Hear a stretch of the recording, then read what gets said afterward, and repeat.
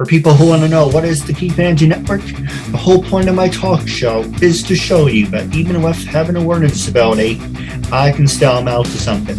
And at the same time, I'm able to turn myself into an example for people out there dealing with any types of learning disabilities and disabilities to never give up and prove people wrong. Prove to them that labels do not dictate who you are and who you're going to be, so prove them and still amount to something. Now, welcome to the KeithAndrewNetwork. We're going to jump right into it, a special 20-minute episode. First question I want to ask you is, what is the biggest change you want to make in your acting career? And who inspired you to become a professional actor? Well, my inspiration, many different people, from Denzel Washington to some of the biggest actors that are in, I don't know if I want to say Bollywood, but most of them are from Hollywood, like Denzel Washington, Gary Oldman, a lot of those guys. No, absolutely. So now the next question I want to ask you is, what is some of the best acting advice you ever gotten? And what is some of the best acting advice you would like to give to your fans? Well, best acting advice I've gotten was to keep going. And the other one was to create your own content. It's another one, because as a minority, it's a little difficult to get a role out in one of these Hollywood shows and stuff like that. Not that it's a bad thing, but I think it's the best way to get your name out there, which is social media, because right now the best way to get noticed is social media. And a lot of the directors and producers or whatnot, they go through all that stuff online, and they take a look at, hey, can I use this guy to, to do this role or whatever that I need. And so social media has played a really important role in today's people's acting careers. The advice that I would want to give to people is the same thing that I've gotten, which is keep going. Look out for people in the professional world of acting and ask for advice. Don't be afraid to ask questions, and don't be afraid of making failures along the way, because one of the biggest things in this industry is that people are very afraid to make changes and are afraid to fall apart and feel humiliated. And so that can really put a hold on you to like discover your creativity. And so you're just going along and you're copying other people, and that's probably not the best way to go about it. Yeah, sure, in the beginning, you're trying to get to understand your creativity and understand the business and whatnot. And don't be afraid to make mistakes, is what I'm trying to say. Just have fun, most importantly. Because this business, a lot of people, it's not that they don't have fun. They just very, very, very quiet when they're on camera and whatnot, and that's fine. But sometimes you kind of have to loosen up a little bit, and it takes some time to get that energy going. No, absolutely. Now, the next one I want to ask you is, what is your claim to fame, and what are you most likely to become famous for? Can you repeat that question one more time? What is your claim to fame, and what are you most likely to become famous for?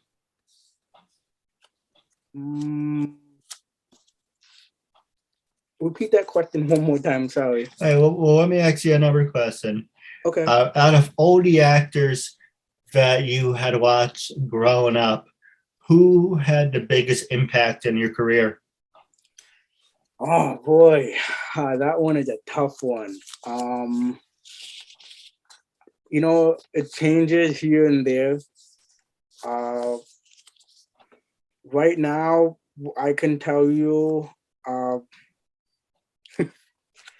um, I don't think about favorites as much, but this is a really tough one. Let's just say Denzel Washington for now. Um, yeah. All right, well, let me ask you an easy one. What attracted you to begin your acting career?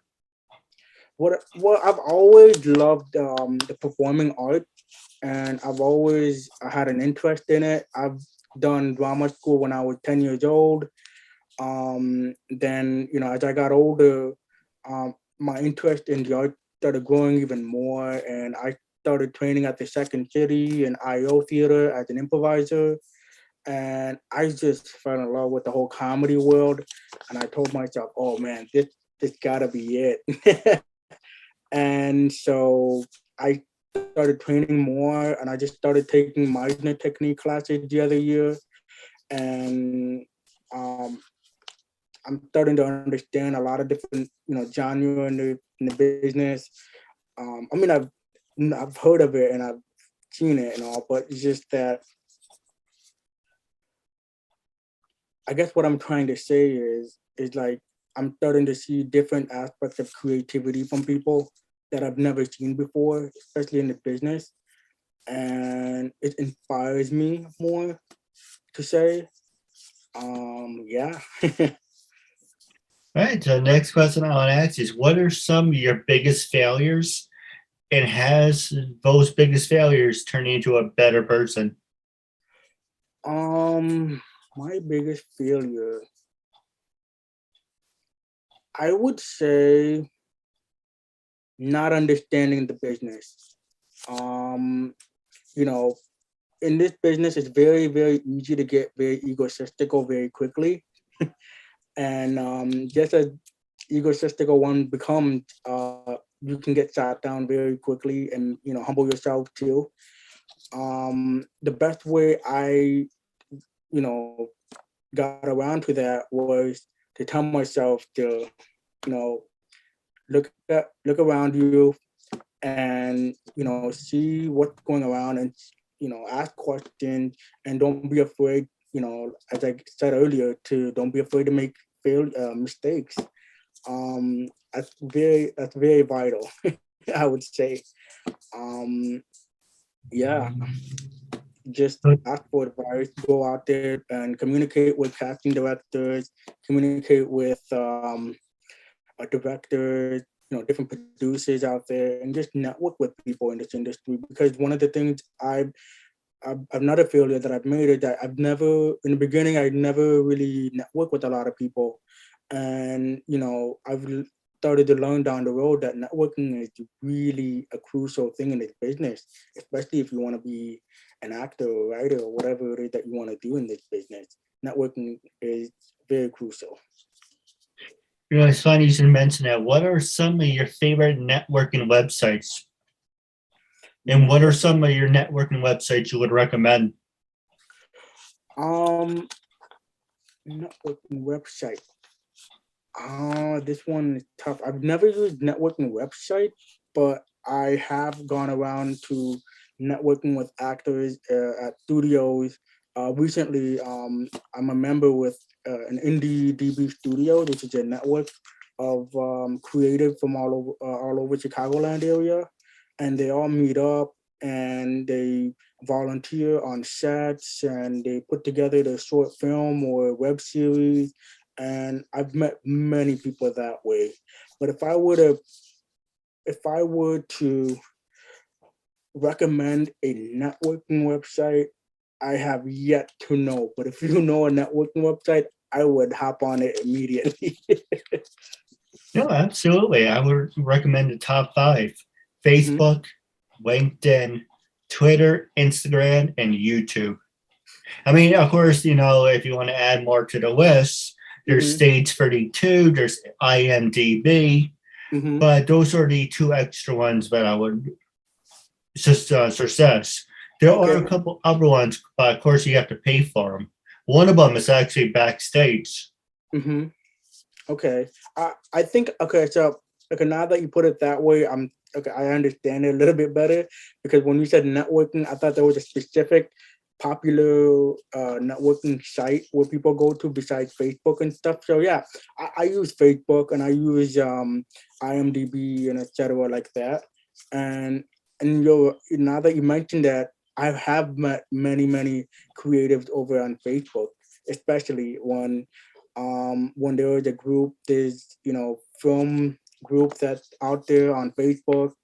Um, I live in the Chicagoland area, so there's a popular Chicagoland area Facebook group for actors and filmmakers, and you get to see all the different casting notices on there, and you get to meet different people up there, and that they add you, and you get on the messenger and you start talking about their casting and all that other stuff, and it leads to other things.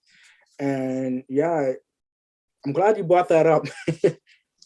Well, let me ask you the last hard-hitting question is how did you overcome being stereotyped?